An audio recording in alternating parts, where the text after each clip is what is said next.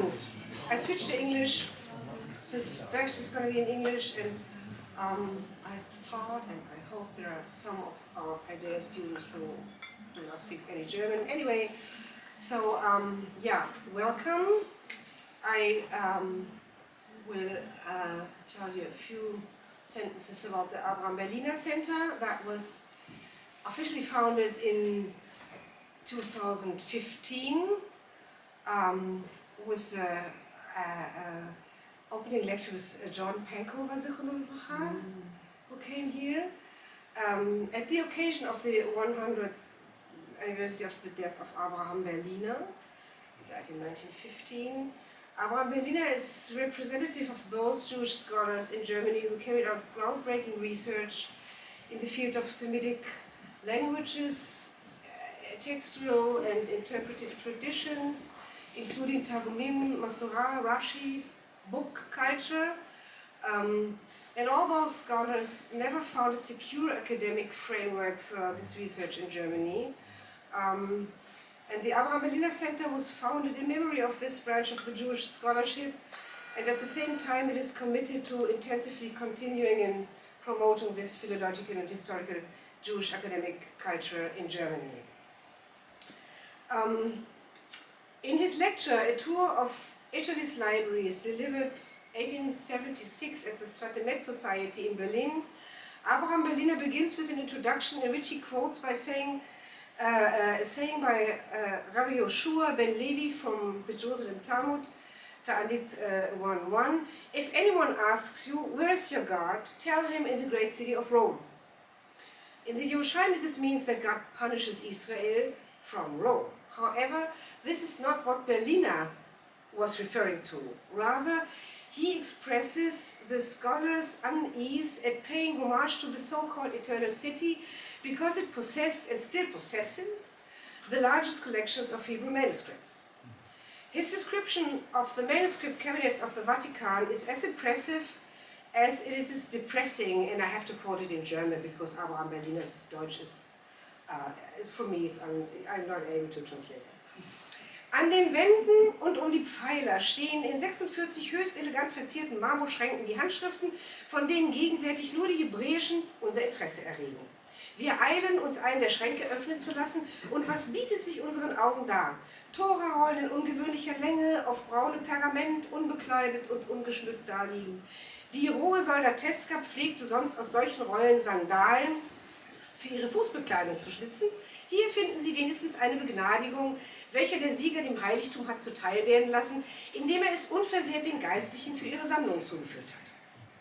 Aber auch Ihr, großgeschrieben, deutsches Nationalgefühl soll in Anspruch genommen werden. Denn hier in der Vatikana sehen Sie viele hebräische Handschriften, welche ursprünglich der deutschen Heimat, und zwar Heidelberg, angehörten. Im Dreißigjährigen Krieg nun wurden diese hebräischen Handschriften nach Rom geschleppt. Sie sehen hier 287 hebräische Handschriften, darunter Bibel- und Talmud-Kodizes und viele Unika, die aus der berühmten Pfälzischen Bibliothek, ursprünglich allerdings zum großen Teil aus dem Besitzer jener leidensvoller Märtyrer, stammen. End of quote.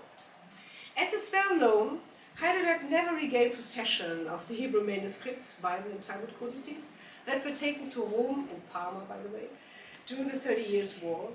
And the University Library, today, University Library of Heidelberg, has not even gained access to the digitized version of the manuscript, as we painfully have to admit from our project.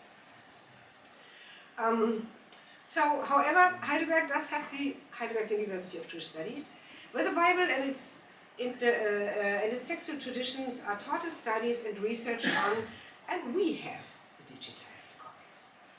Nevertheless, the field of biblical and Hebrew language, even today, textual research, Masorah, Targum, remains, as in Berliner's time, under the control of Christian theological faculties in this country, not only in Heidelberg. Therefore, it is worthwhile to remember Abraham Berliner and his pursuit of academic quality and equal treatment. And this brings me to this year's Berliner lecture, for which we are pleased to announce our colleague Katrin Kogman-Appel. She's professor of Jewish Studies at the University of Münster, and previously she taught at the Ben Gurion University of the Negev until 2015. She has published work on ancient, medieval, and early modern Jewish art and book culture, and is particularly interested in Hebrew manuscript illumination and its cultural and social context. In 2015, that's why she's in Münster, she won an Alexander von Humboldt professorship, and this year she's going to be retired, and this is the last, it's not the last, hopefully, but this is a good opportunity to bring you here, quite cheaply, from Münster, not from Israel. Katrin is the author of Jewish Book Art Between Islam and Christianity, 2004, Brill, and of Illuminated Haggadot from Medieval Spain, in 2007. And this book also won the Ray Prize of the American Historical Association in 2009. The book A Machzor from Worms, Art and Religion in the Medieval Jewish Community is the monograph on the Leipzig Machzor. And this book also was a finalist of the National Jewish Book Award. Her most recent book is Catalan Maps and Jewish Books, the intellectual profile of Elisha ben Avraham Kreskes, and she has just finished a monograph on the Passover Haggadah as a standalone book and its ritual uses between the 13th and the 17th century, and on the reconstruction of the earliest printed Haggadah only in Geyser fragments. She's also a member of the German Resource Foundation DFG Research Unit Ashkenaz and New Environments, and her lecture tonight is entitled Jewish Kulturpolitik in Post-Expulsion Istanbul, the repertoire of books published in the Ben Nahmias print shop, and she will examine the Jewish printing press established in Istanbul as early as 1439 and its repertoire in light of the role of book culture in these processes. Katrin, thank you for coming. The floor is yours.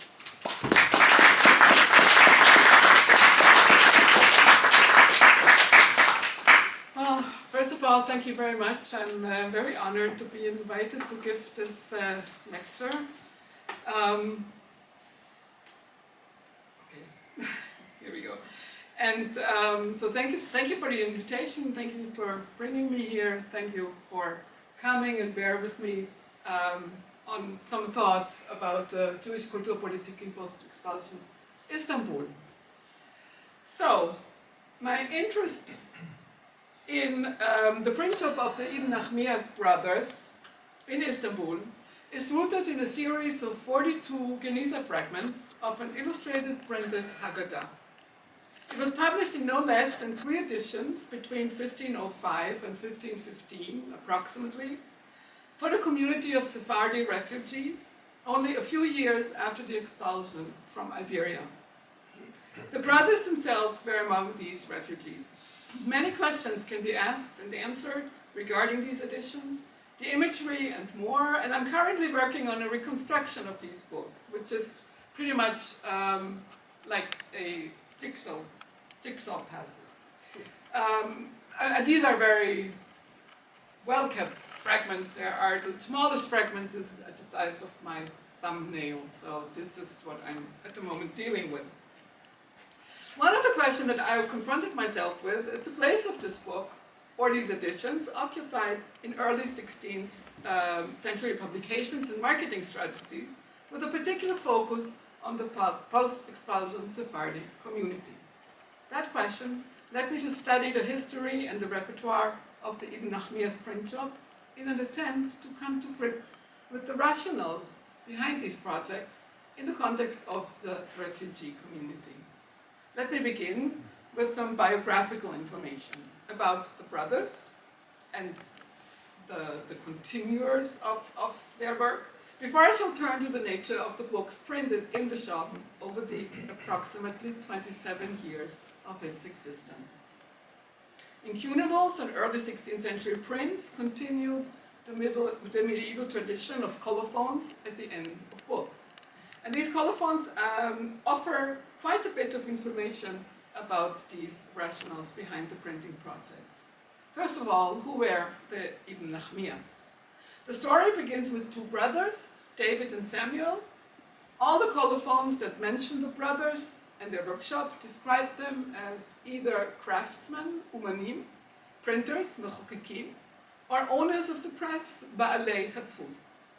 Some scholars assume that they had worked in the printing craft already before the expulsion of the Jews from Spain, where they must have had some connections with either Eliezer Alantansi of Ijar in Aragon, or Eliezer Toledano, another early printer who was active in Lisbon. Or maybe they were connected with both. Both Alantansi and Toledano used a decorative frame in Ijar, and I'm sure that many of you have seen that frame because it is quite often found in early printed books. And they used this frame. This is a print from the Ibn Nahmias, but they used the very same frame. And it resurfaced during the late 1510 years in the Ibn Nahmias shop in Istanbul. The Ibn Nahmias also used the same types as Alantansi. Adri Offenberg thus had suggested that the brothers acquired Alantansi's types, or punches or mattresses, before they left Spain. Alternatively, however, they may have acquired those materials later on through some agent. In March 1492, the expulsion decree was issued, and this is just to show you another image of that Haggadah. I'm not going to talk a lot about the Haggadah, but the repertoire as a whole. So in March 1492, the expulsion decree was issued, and as again suggested by Offenberg, the brothers made it first to Naples, possibly together with Don Yitzhak Abarbanel. All the three may have arrived in Naples in July or August of 1492, together with other refugees. It is possible that they intended to set up a Hebrew print shop in the city immediately after they arrived in Naples. Naples was de facto the only place in Italy where Jews could still run a print shop, and Hebrew books were produced there since 1485. It was here that Joseph ben Jacob Hunsenhauser, later followed by his son Azriel, as well as Joshua ibn Israel Soncino, were able to establish presses in the late 1480s. It was here that the brothers must have considered to print an edition of the Passover Haggadah to be accompanied by a set of woodcut illustrations. And here you have again examples. Eva Freumovich discovered that the brothers must have commissioned these woodcut illustrations in the workshop of the Christian humanist Francesco del Tupo in Naples. This Francesco del Tupo he was actually a scholar. He was a humanist scholar. He ran a print shop, but he was not really he did not have dirty fingers, inked fingers. He issued an edition of Aesop's life and works, and what you see here in gray, the more grayish scan is from the Aesop, and the brownish ones are from the Geniza, from the Haggadah. But I think, Fraumovich is perfectly right.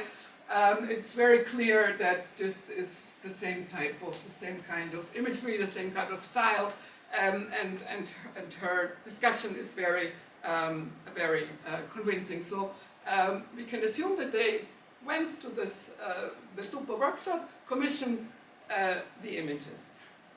It was also in Naples that the Ibn Nahmias must have acquired semi-cursive types of the so-called Rashi script from Joshua Soncino, which they used for the main text of the 1493 edition of Arba'at Turim, the first book printed after they made it to Istanbul. Now, how did they end up in Istanbul?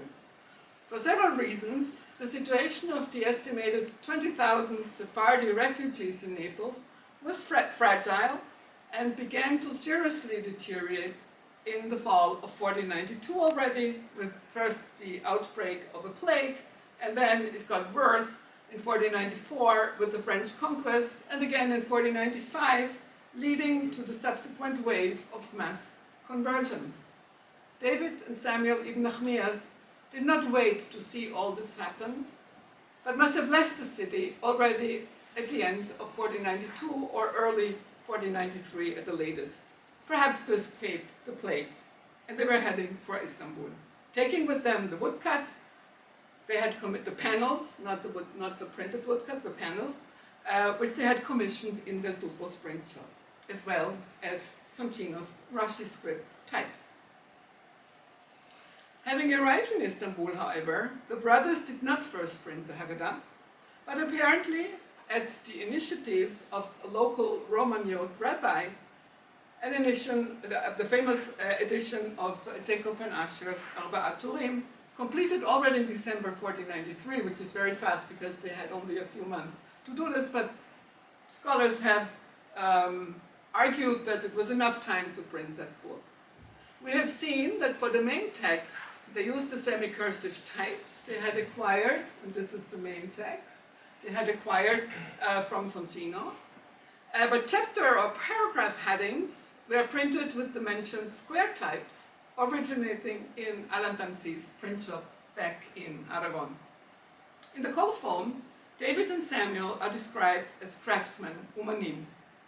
And beneath the colophon we find their printer's flag, a little six-pointed star with floral decoration. From the period between December 1493 and March 1505, however, it seems that paper supply was low, a byproduct of the Venetian War. All paper that was used in the print shop ever was imported from Europe, either from France or from Italy. It seems that finally, late in 1404, the print shop could resume work.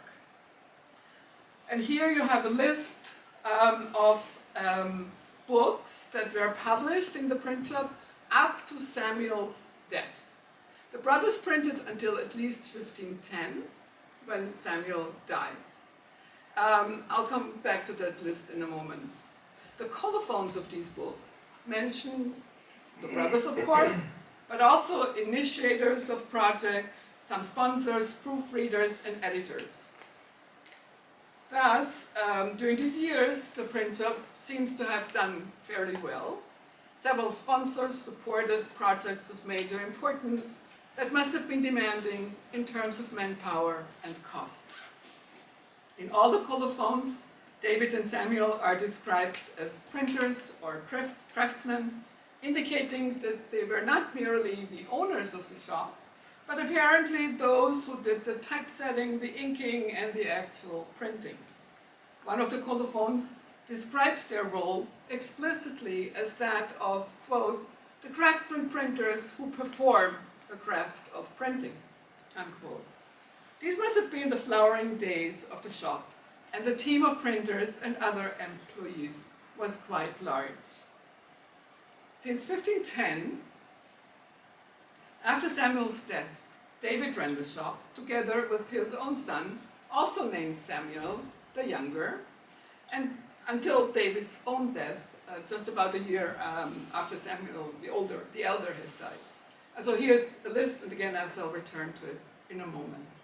Between the fall of 1511 and 1514, however, Samuel ben David's name does not show in colophons, suggesting that he faced financial difficulty and had to lease the workshop and equipment he had inherited to employees and other printers. We find the names of Astruk ben Yaakov de Toulon, of Samuel Ricomin, Abraham Al-Kazbi, Moses ben Samuel Facilino, described in one of the colophons as scribe and printer. In May 1514, 2, respectively 3 years after the elder brother's death, another man appears on the stage, Judah ben Joseph Sasson. Apparently he was a man of means. Several colophons name him as a sponsor. But Judah assumedly also had some professional background in printing, since in all the books associated with him, he used his own printer's flag, here it is, a framed white rampant lion on black background. In almost all his prints, he also used this decorative frame, which is apparently of Italian origin, as some kind of his own trademark. On the one hand, colophons indicate that Judah leased the workshop to use it independently. But on the other, several colophons from the period between July 1514 and March 1515, so just a few months, mention both Sasson's and Samuel ibn Nahmias, Samuel the Younger, name. Hence he seems to have partnered with Samuel. Here's a list from this phase, more about this later. Sasson's printed flag appears also in the second edition of the Haggadah, together with the Nahmias flag. So this is Sasson and this is Nahmias. Another indication that the mentioned partnership with Samuel the Younger. And this also enables us to date this second edition because we know the time that they had partnered, or must have partnered. Sasson apparently financed some of the printing projects, but after the summer of 1516 or early 1517, he disappears from colophons. Whether he died or left Istanbul is unknown. A remark in another colophon from the same year, October 1516, a collection of small midrashim suggests that Samuel ibn Nahmias sought to end this partnership and that there may have been some tension about the ownership of the press.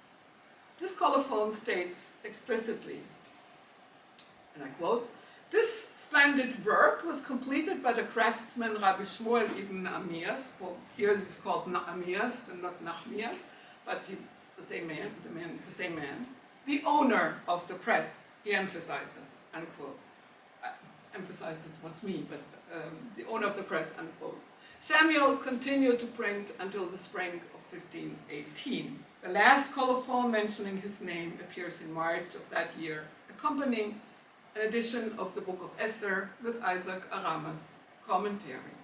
The press continued to be used until 1520, approximately, by Astruc de Toulon, and in a collection of various midrashic texts entitled Likutim v'Chiburim, from 1519, the colophon speaks of the shop of the craftsman Astruc, suggesting that by then he had purchased the premises.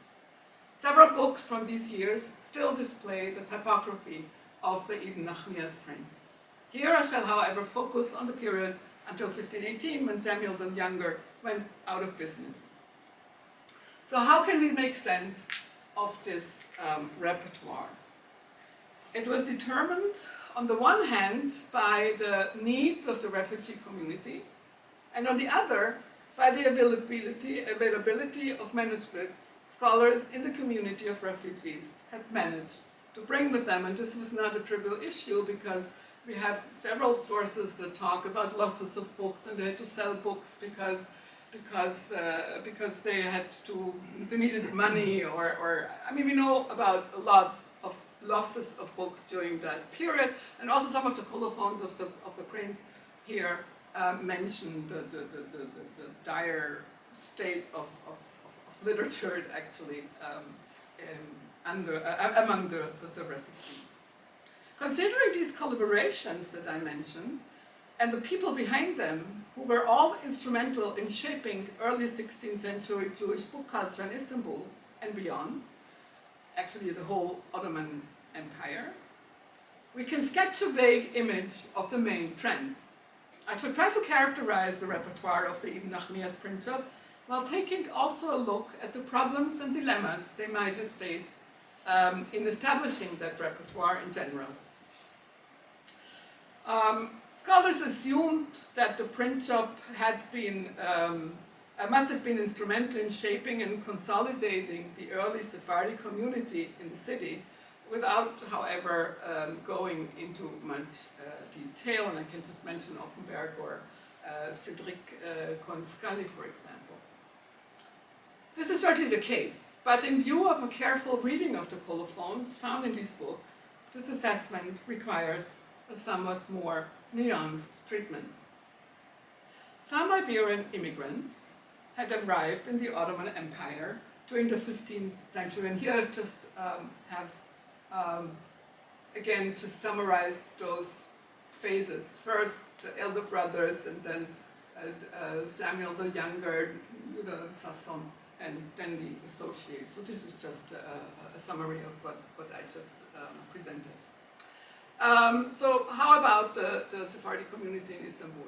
Some immigrants had arrived in the Ottoman Empire already during the 15th century, mostly after the riots and persecutions of 1391 in Castile, Aragon, and Catalonia. Much larger groups of refugees began to arrive in Istanbul in the summer of 1492. They settled along the Roman youth community, itself in need of communal consolidation, as most of their members had been forcefully relocated, together with Muslims and Christians, from other cities in Turkey as part of the Ottoman policy to establish Istanbul to its former glory as imperial capital. And this was part of the Ottoman policy, but we know that this caused also a great deal of hardship, this forceful relocation and confusion also. Subsequently, about 8,000 to 10,000 Jews lived in Istanbul in 1490. With the influx of Sephardi refugees, that figure went up to nearly 50,000 until 1535, about 8,000 households, including about 25% Romaniotes and small numbers of Ashkenazim. Since 1497, after the forced conversions of the Jews in Portugal, numerous Portuguese Jews also managed to escape also arrived. After the 1506 massacres in Lisbon, they were joined also by conversos, who could now, when in the Ottoman Empire, return to Judaism. Time and again, the colophons in books printed by the Nahmias describe the poor stage of knowledge among most of these refugees. Early steps to develop a book culture in Istanbul, or Constantina, as the colophons usually refer to the city, were meant to face this situation and to play a crucial role in the efforts to create a community with a shared identity and to preserve the Sephardi heritage by maintaining Sephardi traditions and customs. And actually this all had to be created because these people came from Aragon, from Catalonia, from Castile, and they all had their own rights. And in the early years, they actually also formed communities that were somehow linked to these earlier places. And it took a while until they actually managed to or such an overall Sephardi identity could be created, which also has a great deal to do with the development of Ladino during those years as a shared language.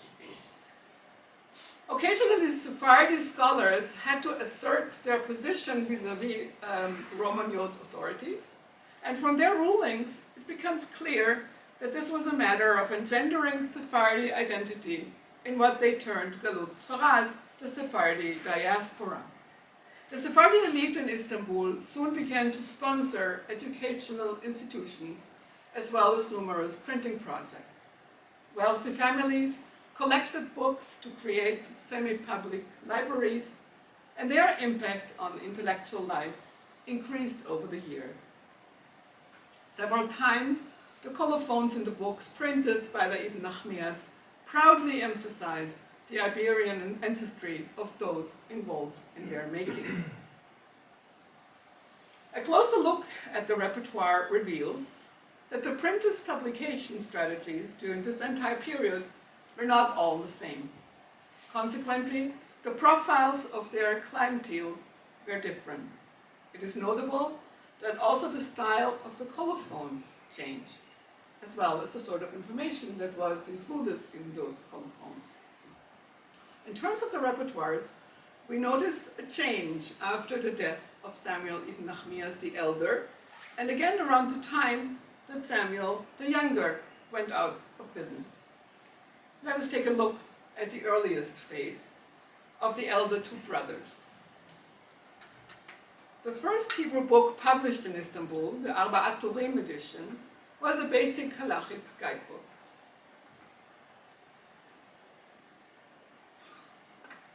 So that's the first on the list. And then it was followed quite a long time after, because of the lack of paper, by a Pentateuch with Haftarot.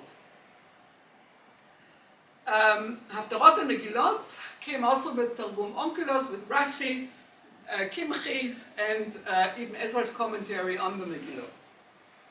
On the one hand, the colophon explicitly mentions an educational context for the production of this book. On the other hand, its size, nearly 26 centimeters, and its layout, vocalized, medium-sized square fonts for the biblical text, surrounded by the Targum and commentaries, as well as the arrangement of the text according to Haftarot, certainly does not exclude also liturgical uses. Lashon Limudim, which is here, is a teaching book for grammar, a tool also necessary for Bible study. These three works, then, apparently were meant to cover the most basic needs of the Jews in Istanbul in these crucial years of consolidation. Lashon Limudim was authored by David ben Solomon ibn Yahya, the father of Jacob Tam ben David ibn Yahya, who is mentioned in several colophons as being involved in printing projects. Since 1526, this Jacob Tam was not only the most dominant rabbinic authority among the Sephardim, but also a court physician of Sultan Suleiman. Lashon Limudim must have been very successful, as it was reprinted in 1519, again in Istanbul. In the same year, Abravanel's trilogy was printed, the only new work by a living author from this early phase. It was likely not meant as a common household item to be distributed to the entire community, but rather addressed at an educated, albeit not strictly scholarly group of readers. According to Cohen-Scully, it was Abravanel's, quote, intention to present a series of popular commentaries which rely on ritual readings or well-institutionalized debates in order to reach a large readership among Sephardic exiles, unquote. Rosh Amanah, a treatise on Maimonides' principles of faith, Zevach Pesach, a commentary on the Passover Haggadah, and Nachalat Avot, a commentary on Pirkei Avot, appear in a complex dialogue with earlier Iberian thinkers. These texts were meant, I think I have here the opening page of Zevach Pesach.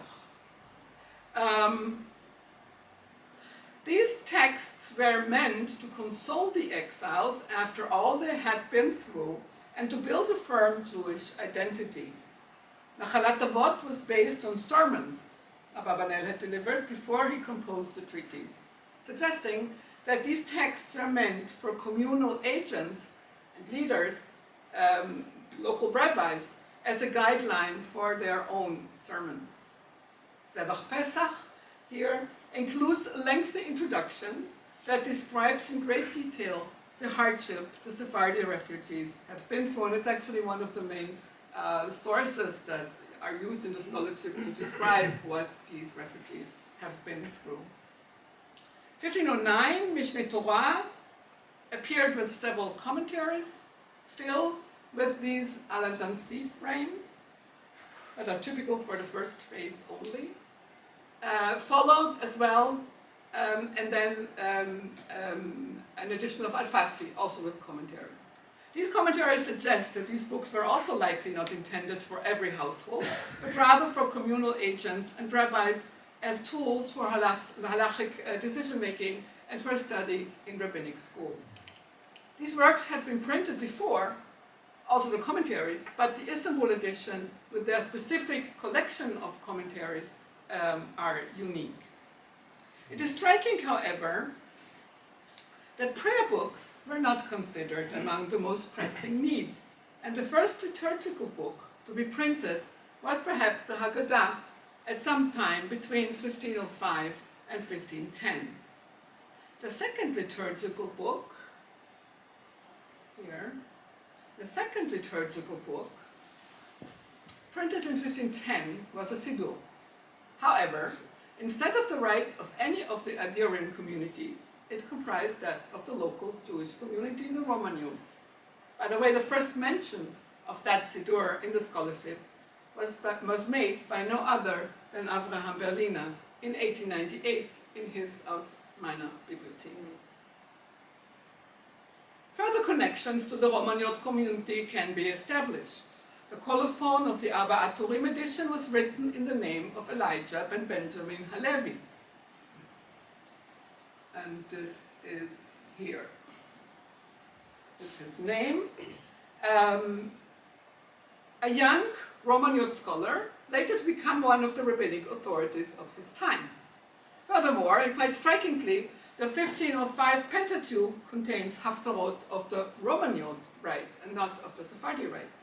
These observations call for a slightly more nuanced assessment of these printing projects as a vehicle of the consolidation of the post-expulsion community of refugees. Undoubtedly, the needs of the Sephardim were central to the processes of decision-making in the print shop, but obviously it was not the only driving force. On the one hand, these enterprises tell us something about the relationship between Romaniots and Sephardim in the city, but on the other, it is likely that the Ibn Nahmias did not cater only to a Sephardi, but also to a Romaniot clientele. The colophon of the Arba Aturim edition, being written in the name of Elijah ben Benjamin, suggests that he was the initiator of the project. Apart from Halevi's name, the colophon of the new edition mentions those who dedicate, quote, themselves to the strengthening of the religion and returning the faith to its base. And this is up there. Alluding to a community in need of study tools and ritual aids. And one wonders if this was meant to describe specifically the circumstances of the Sephardi newcomers, or also those of Halevi's community, the Romaniots, who were also in a state of confusion. The project must have been considered to be able to fill both needs. The colophon of the 1505 Pentateuch with the Romaniot haftarot is more problematic. It describes the situation of the refugee community in some detail. It was not written from the perspective of a supportive Romaniot, despite the observation that it contains the Romaniot haftarot, but from the perspective of the Sephardim, specifically in the name of the proofreader, Abraham ben Yosef, Abraham ben Joseph ibn Yaish, who belonged to one of the most prominent Sephardi families in Istanbul and explicitly mentioned his Iberian origin.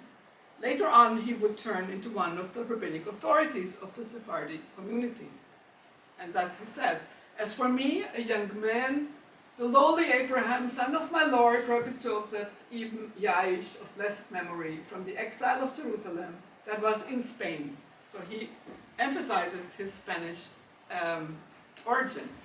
The beginning of the colophon alludes first of all to the hardship of expulsion.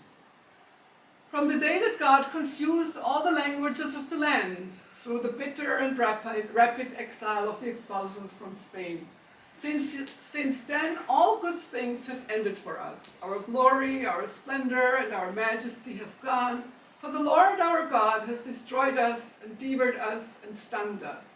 He has pushed us from our place, and he has shaken us with a huge tumult. More importantly in our context, the colophon continues to mention also the losses of books during the past years of turmoil, and describes the difficulty of finding books as models for printing and the consequences of all this for the level of knowledge among the refugees. Books, too, have perished and been destroyed in the horrors of the destruction and labyrinth of chaos, because the frequent troubles have left us an empty vessel and have swallowed us like a crocodile.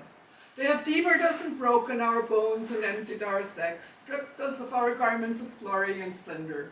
So much so that as a result of the tribulations of the times and the shortage of books, men have become negligent in educating their sons, so that even if they have a Bible in their possession, the Targum is not available. And when they have the Targum, there is no commentary. Thus knowledge among the Jews has become like a widow. There is none to guide her or take her by the hand. The path of Torah are laid waste, and knowledge has become a wayfarer. Children ask for the bread of Torah, but receive no interpretation. The colophon of the Mishneh Torah edition was also composed by Abraham Ibn Yaish, who now appears rather as initiator and editor, but also stating that he, again, proofread the text. Ibn Yaish seems to have had a fancy for verbose colophons, and the one in the Mishneh Torah edition is even longer than the one in the Pentateuch. Ibn Yaish basically repeated the same motives, describing post-expulsion hardship, the want of books, and the resulting poor level of knowledge, emphasizing that we saw the crowds of Israel sitting idly without studying the Torah because the hardship of our time. Let's not let them find time for study, and if the time suffices, it is not in their power to study for the lack of books. And added that the individual texts included in the volumes, and you remember that the Mishneh Torah came with a whole bunch of commentaries. So Yaish explains that the individual text of the commentaries included in the volume can be bought separately, only for much money, implying that those involved in the print business sought ways to reach clients from different social strata. So here you have a cheaper edition that includes all those commentaries. The text continues with much praise of the Ibn Nahmias printing craft and implies yet again that this edition was meant to be affordable. The inclusion of the Hagahot Maimuniot finally suggests that this edition also took into consideration Ashkenazim, who lived at the time in Istanbul. Now, some conclusions can be drawn with regard to this first phase. Overcoming the trauma of expulsion and the hardships of migration were a central theme in these colophons. The colophons also speak of great losses of books. The fact that books, as necessary as they were still considered costly luxury items was also considered an issue. All in all, the educational standards must have been poor. The observation of several indications of collaboration with Romaniots and Sephardim is remarkable.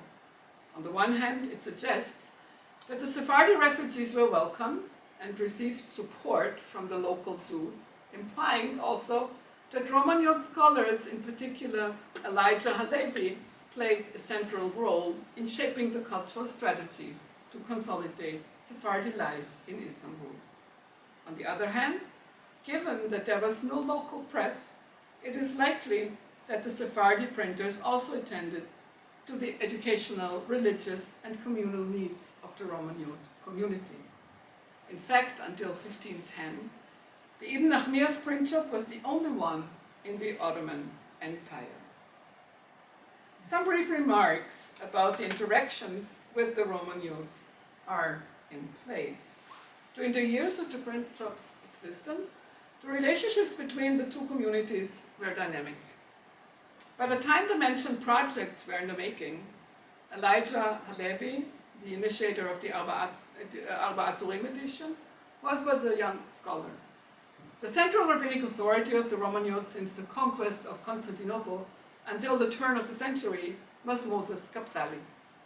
While Kapsali was the main rabbinic authority and the judge of the Jewish community, who represented the Jews at the court of the Sultan, he did not hold an official position.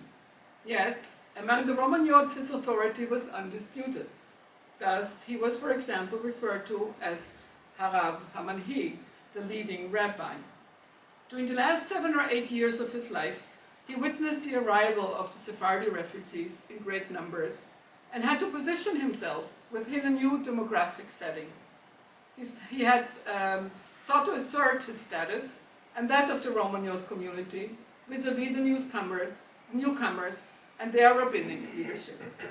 Several responsa demonstrate his strategies to deal with halachic controversies and attempts to force his opinion on other rabbis, both Romaniot and Sephardi. Upon Kapsali's death, his student Elijah Mizrahi followed him as the dominant authority. And modern scholars have shown that his way to handle the relationship with the Sephardim was slightly different.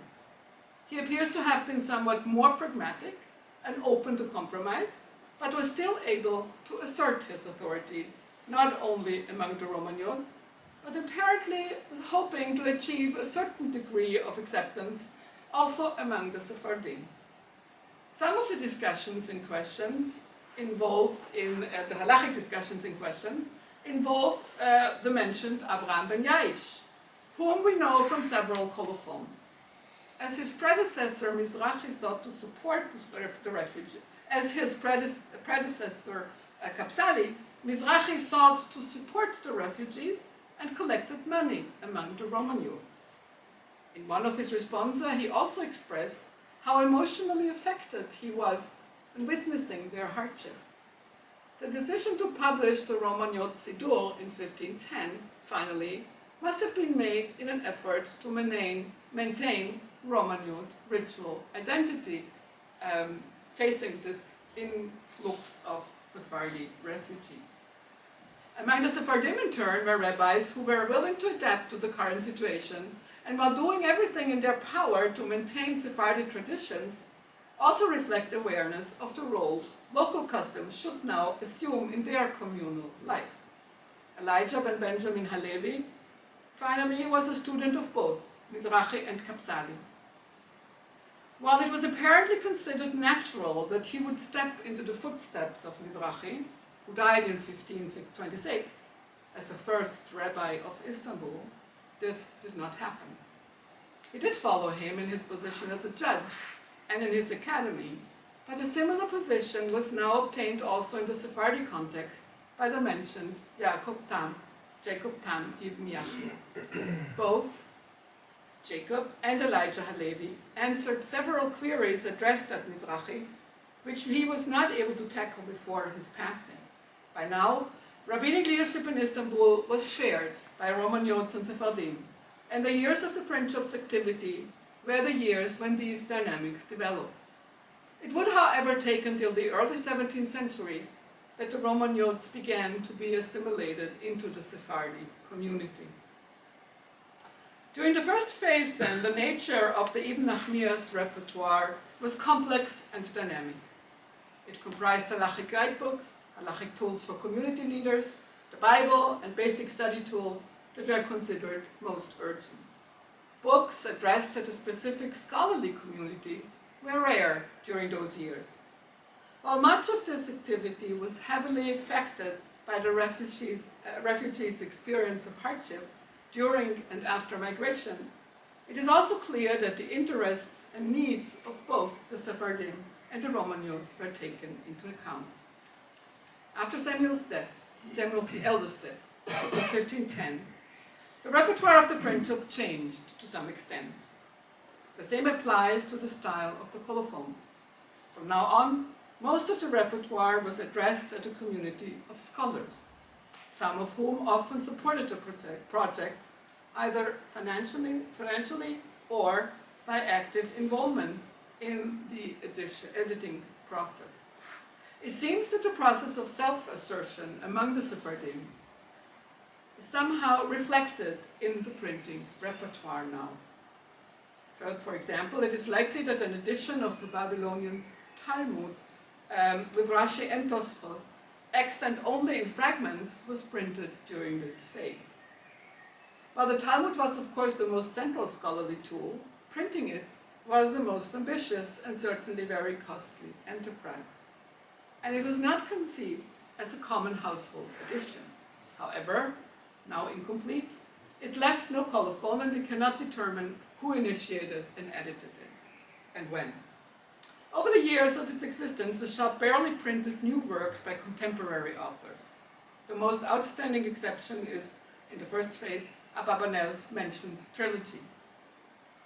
Apart from that, the only contemporary text that was ever printed appeared in May 1510, and this was Avraham ben Eliezer Halevi, Ma'ar Mashrik Kitrim, the Untire of Knots.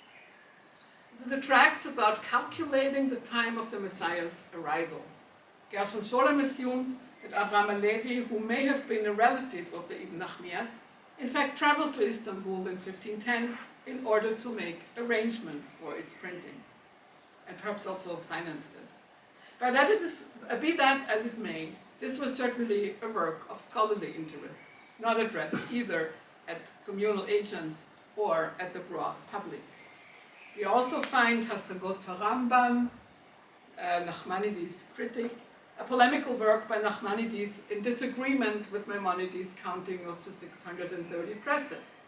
Given the polemic nature of this text, it must also have been addressed at a scholarly community.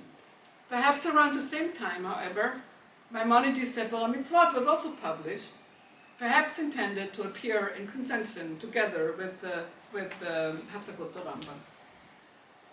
Joshua ben Joseph's Halevi as Halichot Olam also appeared, Ways of the World, with a focus on the methods of Talmudic scholars. Also, Jonah Gerundi's Sha'arei Tshuva, Gates of Repentance, an ethical tract is found in this list. After David's death, the trend to focus on scholarly books continued. One of these, published in July 1511, was the anonymous Aruch Ketzar, an abridged version of Nathan ben Yechiel's Talmudic dictionary, apparently also a scholarly tool. During the period of the Associates, the scholarly trend continues. Publications include Yechiel ben Yekutiel's ethical work, Bet Midot, or also called Ma'alot HaMidot, Shimon ben Tzemach Duran's Zohar HaRakia, The Splendor of the Firmament, a commentary on Solomon ibn Gebirol's liturgical poems on the precepts as Harot. Two texts associated with Shlomo ibn Adret of Barcelona, Responsa and Shehelot Leharashba, together with Halachot Psukot min HaGeonim. Not only the repertoire changed after the elder brothers had passed, but also the tone of the colophons.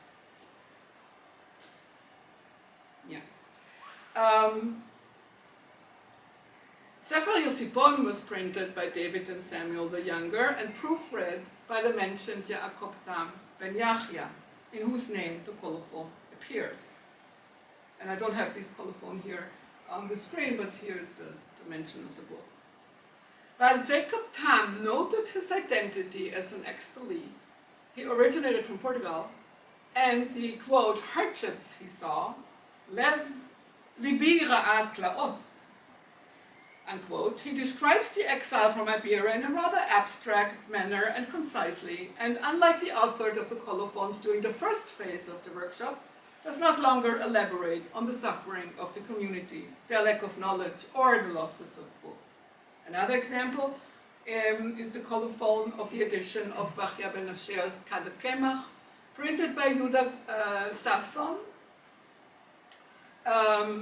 which first praises God for having given the people great scholars, and then the text continues with a reference to the expulsion. God has imbued us,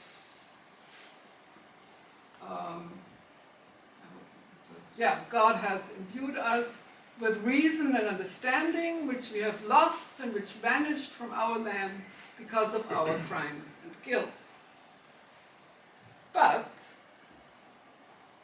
the expulsion has also resulted in the loss of books, he says. There is no doubt that the want of books scribes has reduced those who excel in wisdom. But God has led the nation to a safe place. May he guide us to print, quote again, may he guide us to print and to disseminate all the books of religion and faith, and may the earth be filled with knowledge, unquote. The tone here is way more optimistic than during the early days. The conclusions that can be drawn from these observations point at significant changes in the decisions about what to print and for whom. First, and most interestingly, there are no more signs of an interaction or collaboration with the Roman youths. The Sephardic community of scholars had established itself as a self-confident group, no longer depending on the support of the Roman Youth rabbis. All the people involved in these printing endeavors were Sephardim. Roman Youths are no longer mentioned as editors or initiators, and no longer were the Roman Youths relevant as potential clients. The focus was put on scholarly literature, almost exclusively by Iberian authors. Basic tools of teaching, studying, and handling ritual lives were no longer among the principal concerns of those who were in charge of Istanbul's evolving book culture. About 20 years after their expulsion, the refugee community had grown into an independent, self-confident, and assertive group with their own halachic authorities and their own judges. Since 1511, 1512, and in parallel to these projects addressed at the community of Sephardi scholars, classic midrashim also began to become a significant part of the print shop's repertoire, symptomatic, as Joseph Hacker points out, of another of the scholarly trends within the community of Sephardi scholars, homiletical sermons. The necessary tools for the composition of sermons were naturally midrashim, collections of Aggadot and works of biblical exegesis. These years saw the first edition of Haggadot Talmud, the first part of Midrash Tilim, and the monumental edition, and you all know this edition, I guess, the monumental edition of Midrash Rabbah, which actually has created this notion of Midrash Rabbah as 5 parts, which they, even Nahmias or their followers, have created. And they all were produced in parallel during these years. It was the first time that this collection of diverse late antique and medieval midrashim on the Pentateuch appeared in one and the same edition. The trend to publish midrashim and other books essential for the composition of sermons continued also under Judah ben Joseph Sasson. We find Pirkei de Rabbi Eliezer, Jacob ben Asher's commentary on the Torah, and so on. So this was another aspect of scholarly, of assisting the scholarly community to arrange communal life and scholarship. To wrap all this up, book culture in early 16th century Istanbul was very rich, but faced several challenges. The Sephardi printers, the Nahmias and their associates, did not only bring along equipment, types, and different fonts, and decorative material, but also built on a centuries-long tradition of Sephardi book culture. In the early days, the focus of the print shop's repertoire was put on the support of the new Sephardi community in maintaining religious life. Occasionally, the requirements of the Roman community were also taken into consideration. Later on, the focus moved to building the core for a suitable collection to boost scholarship in the city. As Hacker points out, printing was less considered a business than it was approached as a holy craft in the service of God, as the colophons often emphasize. Close collaboration between printers and scholars confirmed this approach. Thank you.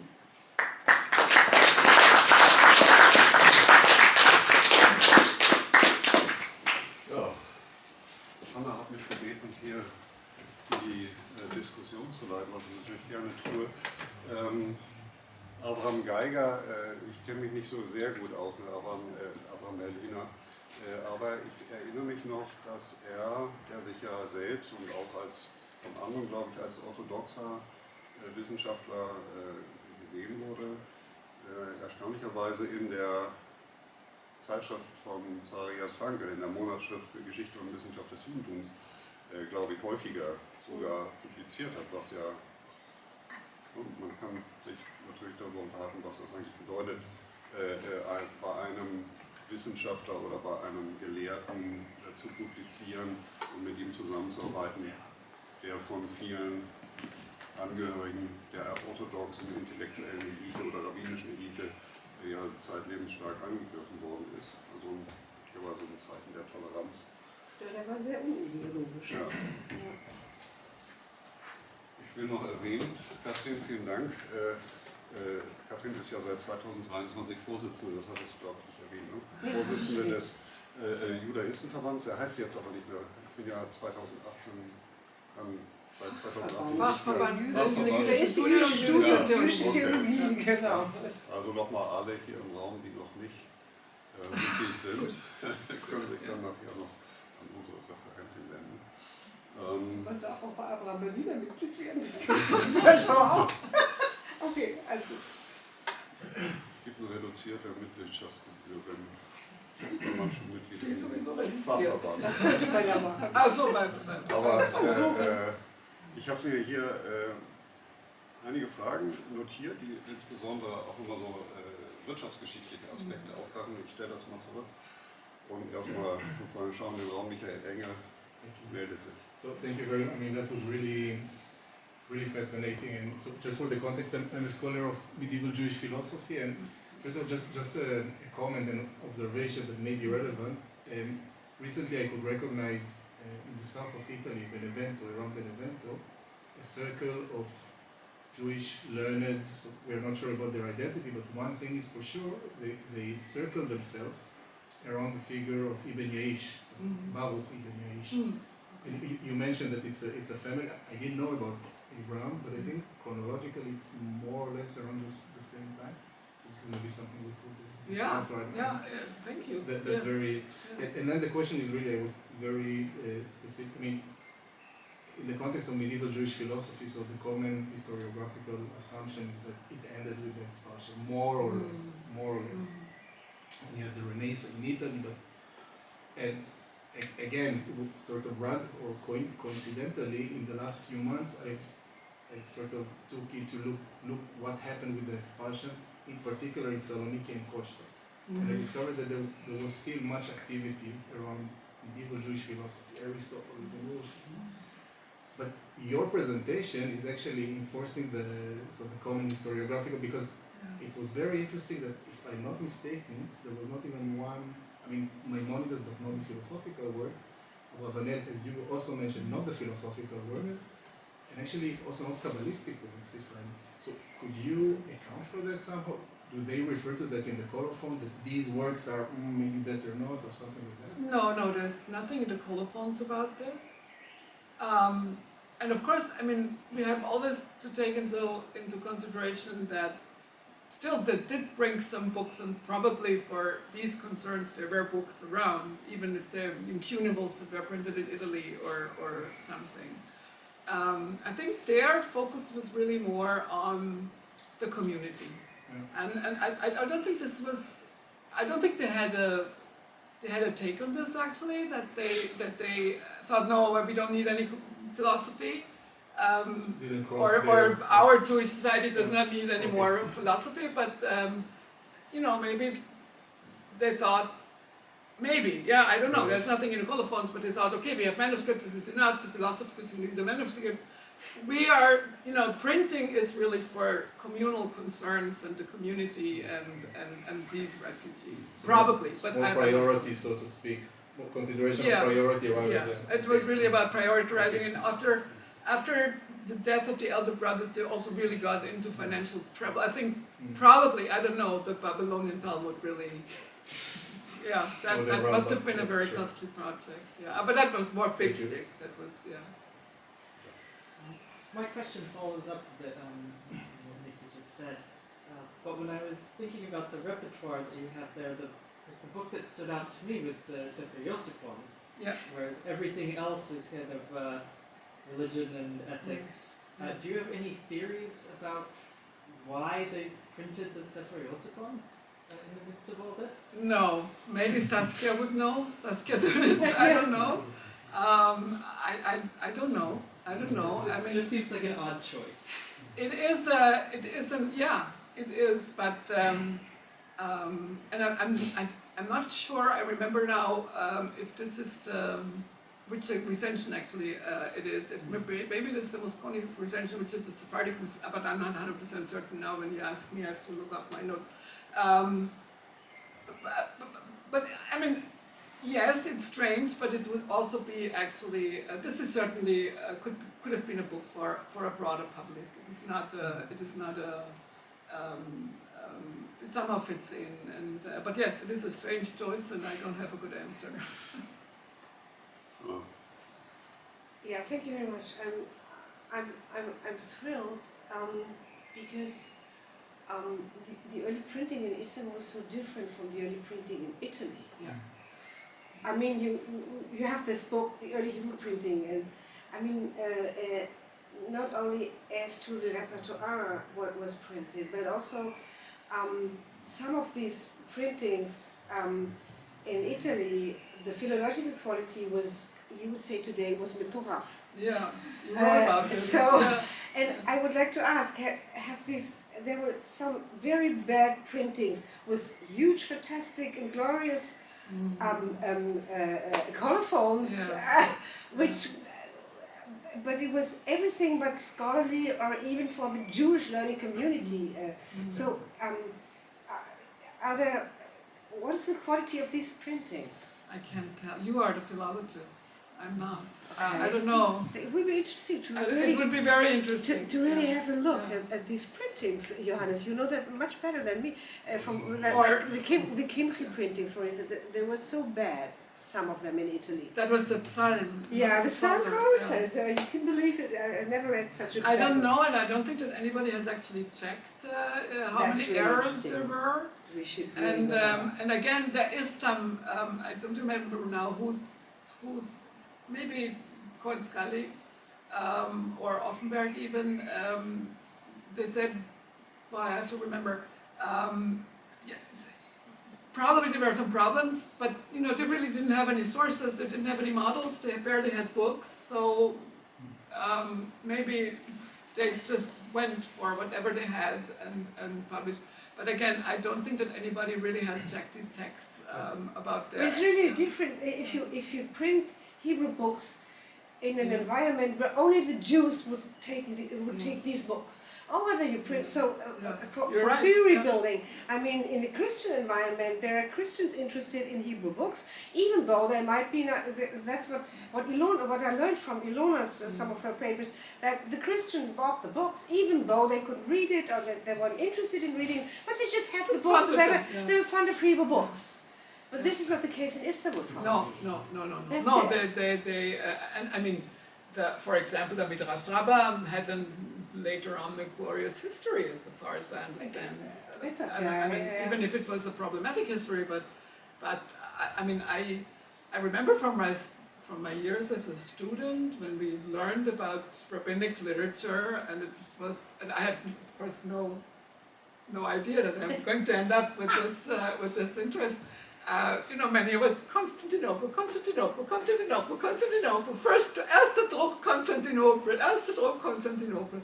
And you found what about this Constantinople? Yeah. Kind of some of the slides were more zoomed in, and the resolution seemed. I mean, of course, you cannot determine, but it seemed relatively fine. I think the middle one there was another slide with I'm not sure we texted it. But, I mean, you cannot determine, but. I mean, it For is. my non-trained eye, I couldn't say if it's That's Italian I thought or it looked like. it looked like an Italian. Yeah. But for me also, I mean, you mean the fonts? yeah, just there is. I mean, it seems. No, they are. I mean, the cursive fonts are Soncinos, Yeah. and Okay. they bought the Soncino fonts. Okay. But the square are Sephardi. They are Al-Tansi. But I mean, actually now Ibn Yaish, he is the proofreader, and he proofread the Pentateuch, and he says. And he says that they had a proofreader for the letters and then a proofreader for the vocalization. So they really put a lot of money into this proofreading the Pentateuch. The Haggadah, which is the only one that I really read word by word, and even the vocalization is a miss. But it's the Haggadah, so there was not this urgent need that it has to be perfect. But the Pentateuch was aimed at being perfect, I think, at least. I don't know about the commentaries. Okay. Really, I haven't checked. Interesting, Also, again, regarding the maybe economics surrounding, do we have any estimate how many copies of the more famous works were actually printed? And because the at least for the more famous works, they needed to have some economic success. I mean, you mentioned that they later got into probably some financial difficulties and so on, but at least for some time they must have been able to sustain themselves, not only through donations for the more special works, but also somehow did they export, or, I mean, now, of course, you find them everywhere, but how? Well, there are some estimates about print runs for incunables, which were low. They were considered to be a few hundreds. Liturgical books were considered, the print runs of liturgical books, prayer books mostly, were considered to be, are estimated again, higher. We have one really, this is already a title page in somewhere in Germany. I forgot now, I mean the location is known, I don't remember it, that says even later on in the 16th century 1,500 for a liturgical book. Later on, so 16th century, 17th century, the estimates go a little bit up to a few hundreds if there are liturgical books. But that is, and I believe, I mean, this is early 16th that we have actually approached them pretty much as incunables still. They are in the tradition of incunables. They have colophons and no title pages and so on. So a few hundreds, not more. And yes, of course, they had to maintain themselves, and sometimes they got into trouble. The Haggadah ended up in a Geniza.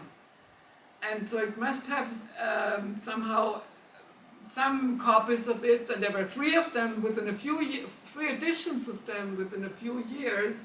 So that one must have been quite successful, and it ended up in Cairo. All the three editions ended up in Cairo somewhere. And 1517, Cairo became part of the Ottoman Empire. So I think the distribution was, or they aimed at the distribution in the empire. I'm not sure if they, I don't know, there's no information if they managed to export it to Italy or I mean, there is later, I think, F. Gries has written about this, that when it was forbidden, when Jews were not allowed to print in Italy, they printed books, but argued that they were from Istanbul. But that's they claimed that they were from Istanbul, but they actually were from Italy, and they were somehow. But I don't know if this is correct. But that would mean that they at least would have found it. An option to have them. So they. I mean, I don't know. I mean, there was of course trade, there was commerce. They might have gotten to and you know, later on, Abravanel's books were printed in Italy quite popularly. They became. I mean, Zebach Pesach was a hit later on in Italy. So apparently they got a copy of that. Of course, even more of one probably. But I don't think there's really any information about this because. Well, we could check footprints, of course, the database, the footprint database. If these prints made it somewhere elsewhere outside the Ottoman Empire. From 1510, there was also a press in Salonika, and I believe that they actually. I looked also at the repertoire of the Salonika shop, and I have a feeling one of the printers in Salonika was also involved in Istanbul somehow. And I think they coordinated a bit. And then there were liturgical books printed in Salonika. So I have a feeling, but this is really not more than a feeling, that they have coordinated what they print. So not to parallel, and you know, I just remembered that my habilitation on Jewish teachers in Prussia in the 19th century sold 150 copies. So compared to this, I maybe mean, it these should have were sold it in the less, Ottoman Empire. David. It just occurred to me during the last question or two that I'm not 100% convinced about the idea that there were no manuscripts to be had in order to print books, because although I agree that lots of manuscripts were destroyed, lots of manuscripts were sold in fire sales and the like by the refugees from Spain and Portugal. Once you're physically in Istanbul and you're faced with the situation that you're not getting a manuscript coming from Spain of work X, then surely the most obvious thing to do is, you can't pick up the phone, but you can write a letter to your cousin in Sidon, Tyre, Cairo, elsewhere in Anatolia, and ask for a copy, or hunt around. Within a couple of years, 3, 4, 5 years, you should be able to get hold of manuscripts. Oh yes, no, of course, there were manuscripts. All these books are printed from manuscript.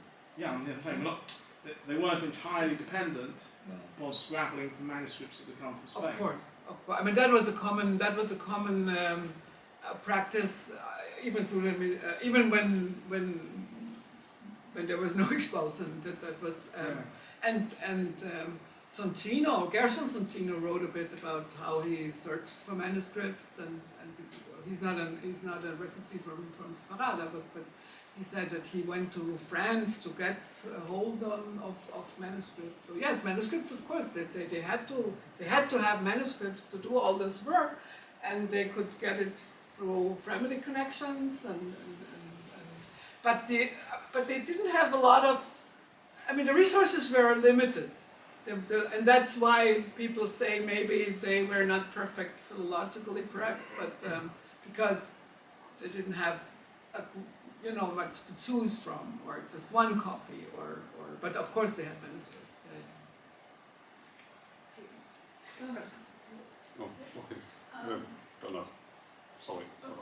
Yeah, so thank you for Okay. No, Yeah. sorry, yeah, whatever. Whose question was it? I was actually, well, I'll just ask my question. Yeah. I had never heard about this paper shortage of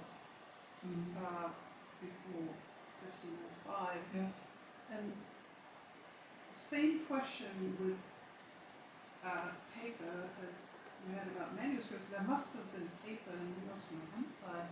So why was it so important to get European paper? I don't know. This was Adrie Offenberg has written about this,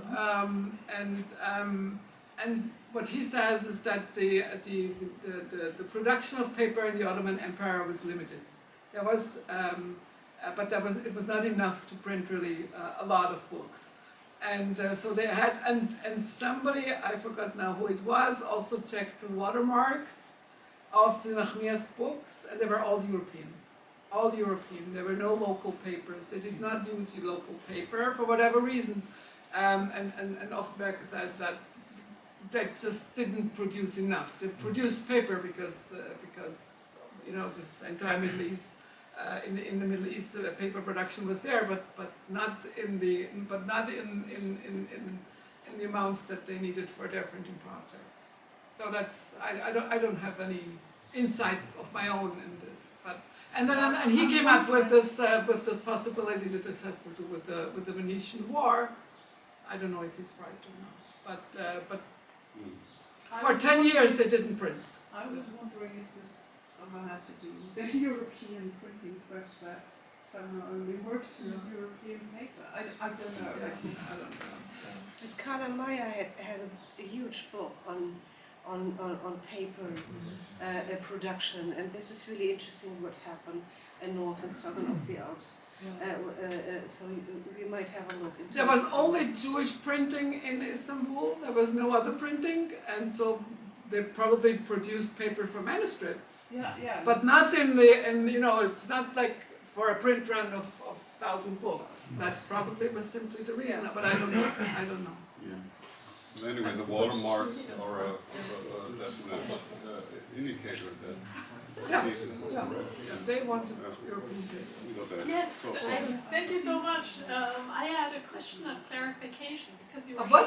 Clarification. Yes. Yeah, you were showing us lists, and then I wasn't sure whether those were lists of the colophons or if those were separate lists. These were the lists of the books. Yeah, but okay. But where do you get those lists from? I made them. But based on what? I went to the National Library, they have all these books, and I just had them all on my desk. And I write up the colophones, and that's where we have the dates. Okay. Yeah. Because you mentioned before that the Haggadah, for example, were from Geniza. Yeah. So was that a specific Geniza, or were there? It was the Cairo Geniza. Okay. Cairo Geniza, and there's, yes, that's a whole different story, because that's how I started to be interested in this, because this is also a nice story, because I began to be interested in this, because this is obviously the earliest printed, illustrated Haggadah, and normally, not today, but normally I'm interested in illustrations, and then I, I started to be interested. I said it would be interesting to reconstruct this whole thing, and then of course I started reading and checking and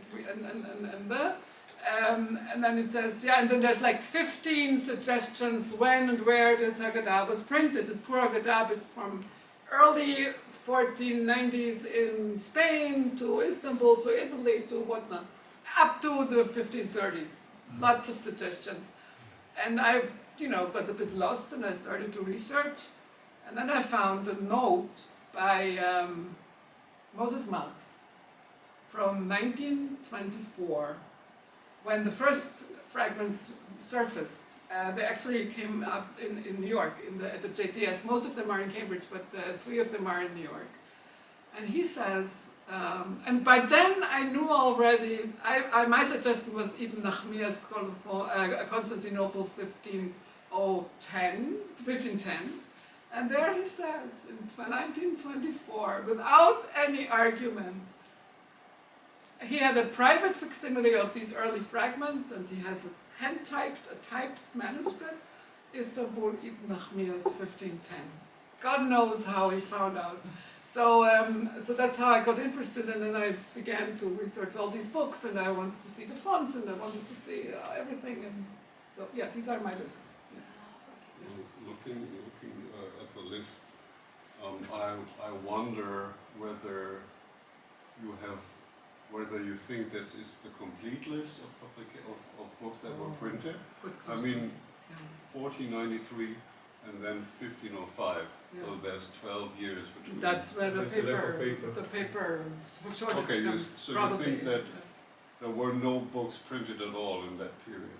There is no survivor, of course. And usually in print, I mean, of course there are editions that are not extant, and a few. There are some, but not many, because print run of thousands, something was left.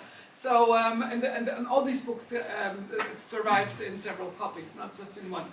That's why it was so easy to find all of these books in the National Library, and some at the JTS. But yes, this was because of the paper shortage, apparently, or whatever, but Noam Siena has a project now where he looks into the Geniza, and he found some fragments of unknown Ibn Nahmi. I mean, with these fonts. They can also be Al-Andansi, but he found some, I think 1 or 2 up to now, of books that were not known earlier. But I know I counted only those books that I had held in my hands, and because this is still ongoing research, and it will take a while until he's got through all those files in Cambridge. It's a big deal. But still, sorry, looking Lässt du at das the... auch noch einen Empfang unten haben? Achso, nee, ich wollte von dir ein Zeichen, wenn wir... Ja, also vielleicht... Aber hier ist noch eine Frage. Eine Frage können wir machen, aber dann gehen wir runter, weil sonst müssen wir nach Hause. Ja, alles gut. Okay. Ich dachte, wir machen bis 8, aber just a nicht... follow-up, so to speak, and not about the prints, but do we have information about the trajectory? Maybe you touched a little bit upon that, but about the trajectory of manuscripts making their way around the time, so you could either corroborate or check and even discover which specific manuscripts were used? Yeah, well, we have this, yes, I know that we have shared interests, and we are in that project about the trajectories, we're dealing with Ashkenazi manuscripts that made it to Italy. So we haven't checked that itinerary from Spain to Turkey, because this whole project is about Ashkenazim. But it would be very interesting to do that. It would be very interesting to do that. I mean, there's of course a lot of Sephardi or Iberian manuscripts in Italy that ended up in Italy even before 1492. You usually find them by censor signatures. The reason I asked that is just because that could solve a headache in the sense of maybe some of the prints it's just because of availability of manuscripts, and that would Yes. Sure. Well, that would be a follow-up. Yeah, this was a byproduct of my interest in the Haggadah. Yes. Yeah, we'll refrain from asking more questions. Du kannst ja umfragen, aber du nimmst ein Glas Wein dazu, ist alles netter. But I will take the opportunity to once more thank you, Katrin, for this fascinating lecture.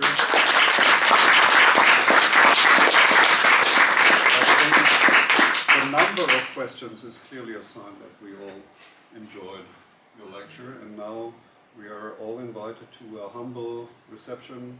Where exactly? Unten im Glashaus. Unten im Glashaus, in the aquarium. Thank you very much for coming. Thank you. And Thank